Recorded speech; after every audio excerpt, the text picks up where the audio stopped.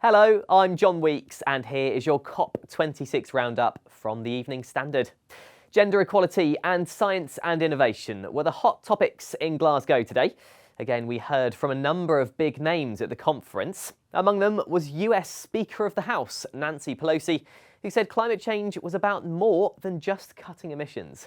As we act upon the climate crisis, the existential threat of our time is a threat multiplier, amplifying and accelerating existing inequities in our economies and societies.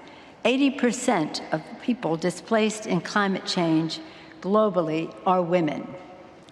Addressing the rapidly changing climate is a matter of justice and equality with the most vulnerable, most affected, including indigenous communities, less developed countries, and our focus today and every day on women. She was followed by Scottish First Minister Nicola Sturgeon, who chaired a debate about how women are disproportionately impacted by climate change. When women succeed, the world succeeds. Speaker Pelosi's words there, I think, are an inspiring introduction into this next part of our Gender Day discussions. It is my great pleasure to be chairing this panel. There is no doubt we must ensure that climate change is a feminist issue.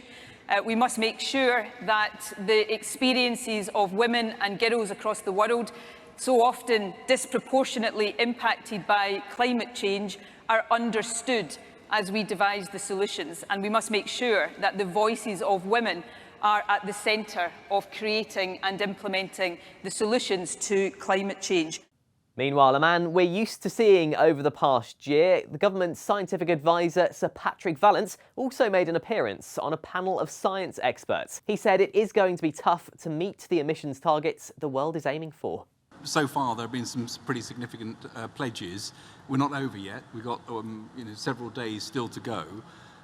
It's crucial that the 1.5 is kept alive. I mean, I don't think this is a negotiable thing. This is something that has to happen.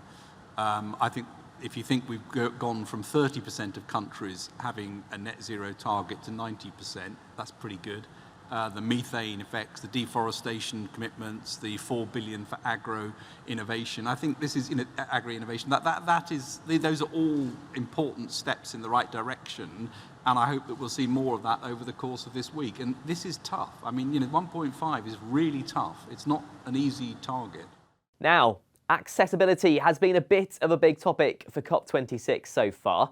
It's after an Israeli minister using a wheelchair couldn't get into the conference on Monday last week. Climate campaigner Scarlett Westbrook has been at COP today. She's currently using crutches and told us access to the event is not the easiest for those struggling with mobility. Hi, I'm Scarlett Westbrook and I'm a 17-year-old climate justice activist and a COP26 observer for the UK Student Climate Network. So there's been lots of talks on how accessible COP is, and as someone on crutches, I'm first hand seeing what that's looking like. So to get into COP26, that's roughly where the entrance is over there. I'm not sure if you can see, I'll just zoom in. Roughly the entrance, and that's 3 times zoomed in. If I zoom out, you can see just how far away that is. You have to walk from all the way down there, and it's just unfeasible for people who are struggling with their mobility. There's lots more walking down there, and it's quite frankly ridiculous, and there are absolutely no provisions for disabled people at this COP26. But Scarlett did manage to get in eventually to take part in one of the discussions. We need to ensure climate education is no longer exclusive to those who take optional subjects, but instead extended and centred into every single subject at every level of the education system. The climate crisis will affect everyone, whether they're a builder or a banker, a farmer or a pharmacist, a carer or a journalist.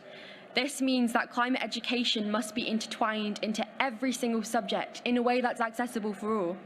Climate education needs to be extended to include knowledge about how to stop and abate the climate and ecological emergency, deliver climate justice, and provide support for students to deal with eco and climate anxiety, something which climate education will also mitigate, as students will be empowered with the information needed to tackle the issue.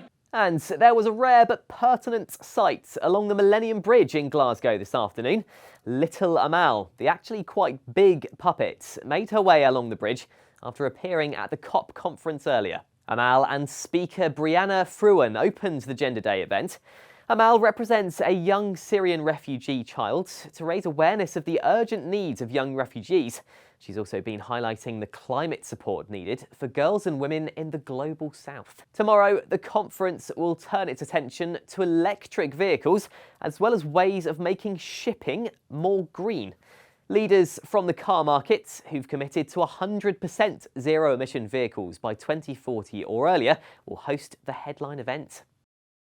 For the latest updates, visit the website standard.co.uk, where we'll be covering the latest from the climate conference in Glasgow. That's it from the Evening Standard COP26 update. Join us again tomorrow.